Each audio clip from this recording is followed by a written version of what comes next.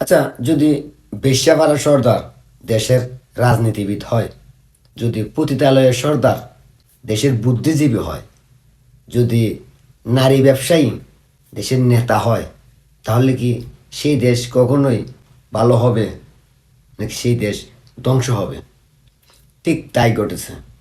আপনারা নিশ্চয়ই একজনকে চিনেন, যাকে আপনারা বলেন ব্যারিস্টার ফুহাদ, আর আমি তাকে বলি টাকলা ফুহাদ।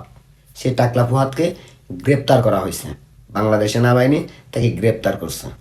আর এই টাকলা ফুহাদের যারা ভক্ত সমর্থক আছেন, তাদেরকেও হুঁশিয়ার করে দিই, সাবধানে থাকো, যে কোনো সময় তোমাদেরকেও ঘাড় ধরে গ্রেপ্তার করা হতে পারে।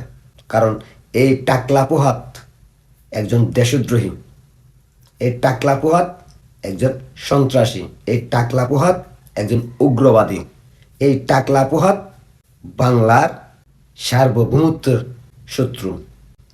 এই টাকলা ফুহাদ বাংলাদেশ সেনাবাহিনীর ক্যান্টনমেন্ট উড়িয়ে দেওয়ার হুমকি দিয়েছে, আর তাই তাকে গ্রেপ্তার করছে বাংলাদেশ সেনাবাহিনী। আমি আপনাদেরকে সেই টাকলা ফুহাদের হুমকি দেওয়ার ভিডিওটা একটু দেখাই, তারপর আপনাদের সাথে কথা বলতেছি। বাংলাদেশের কোন যে সকল কুকুর কুত্তার লেজ গুটায়া পালাইছে, এই এই সকল কুত্তাকে আর বাংলাদেশে ঢুকতে দেওয়া হবে না। সেনা প্রধান হচ্ছে হাসিনার আর একটা গোলাম কুকুর। এক কুকুরের বাচ্চা দিয়ে আর এক কুকুরকে স্বাধীন করা যাবে না। আমরা যখন কুকুরকে দেশ ছাড়া করেছি, কুকুরের বংশ সহ উৎখাত করে দেশ ছাড়া করব। সেনা প্রধানকে বলছি, আমরা লক্ষ লক্ষ আবু সাইদ বুক পেতে দিয়ে ক্যান্টনমেন্ট উড়িয়ে দেব। এই টাকলা ফুহাদ 2009 সালে 4 পতিতা সহ র্যাবের হাতে গ্রেপ্তার হয়েছিল।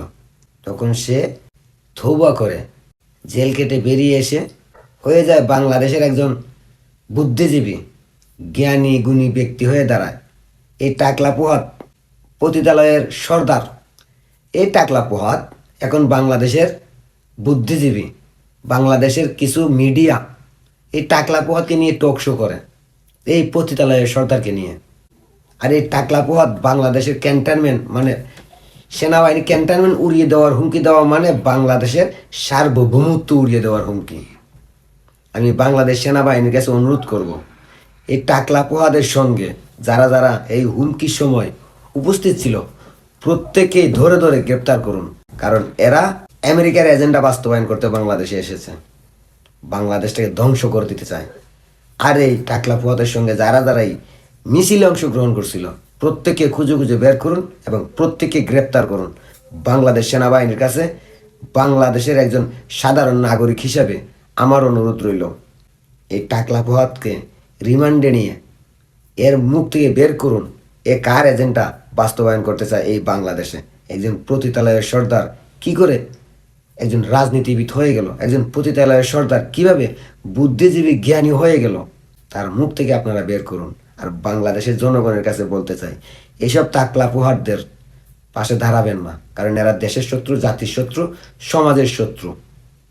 যারা নারী নিয়ে ব্যবসা করে তারা কখনোই দেশের বুদ্ধিজীবী হতে পারে না, তারা কখনোই দেশের রাজনৈতিক নেতা হতে পারে না। তাই প্রত্যেকের কাছে অনুরোধ, এইসব টাকলা পোহাদের পাশে না দাঁড়িয়ে অন্ততপক্ষে দেশটাকে সুন্দর করে গড়ার জন্য সেনাবাহিনীর পাশে দাঁড়ান। সবাই ভালো থাকবেন, সুস্থ থাকবেন, দেশকে ভালোবাসবেন, দেশের মানুষকে ভালোবাসবেন, নিজেকে সুরক্ষিত রাখবেন। আসসালামু আলাইকুম।